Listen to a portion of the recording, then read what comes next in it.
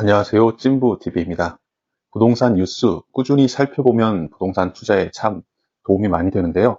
시간이 없어 매일 살펴보기 힘든 여러분들을 위해서 부동산 최신 소식을 알려드리겠습니다. 부동산 리딩타임 시작합니다. 첫 번째 이슈는 추가 대책이냐 공급이냐인데요. 요즘 서울 부동산 시장 6월 27일 부동산 대책이 나온 이후로 시장이 혼란한 가운데 있는데요.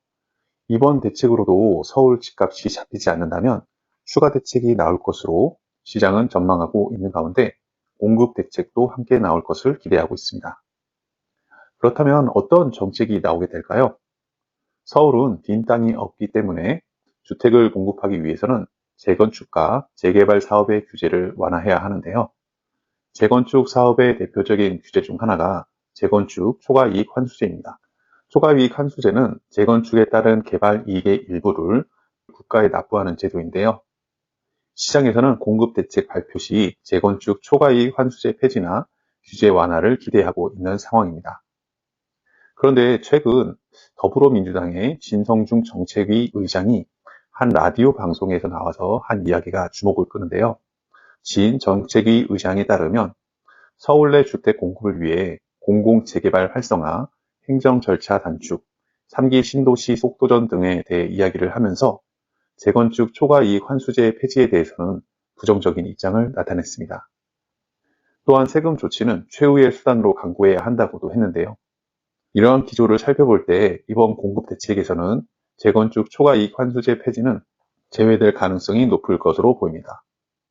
오르는 집값을 잡고 단기간 내에 공급을 늘리는 일, 매우 어려운 숙제인데요. 계속해서 시장 추이를 살펴봐야 하겠습니다. 두 번째 이슈는 경기 북부의 투자자 몰리나입니다. 경기 북부에는 미군이 사용하다가 우리나라에 반환한 기지 땅이 많습니다. 대표적으로 의정부, 파주, 동두천, 양주에 이런 땅들이 있습니다.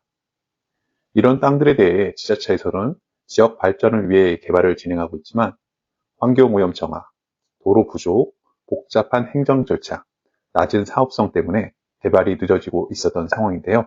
그런데 최근 이재명 대통령이 국방부에 미군 반환 기지 문제를 적극적으로 검토하라고 지시했습니다. 이재명 대통령은 대선 당시 미군 반환 기지에 대한 국가의 지원을 확대하겠다고 공약한 만큼 미군 반환지에 대한 개발을 앞으로 중앙정부가 나서서 비용과 절차 문제 등에 적극 관여할 것으로 보여 개발이 앞당겨질 것으로 예상됩니다. 앞으로 경기 북부가 어떻게 바뀌는지 함께 관심을 갖고 지켜보면 좋겠습니다. 이것으로 오늘의 부동산 리딩 타임 마치도록 하겠습니다. 감사합니다.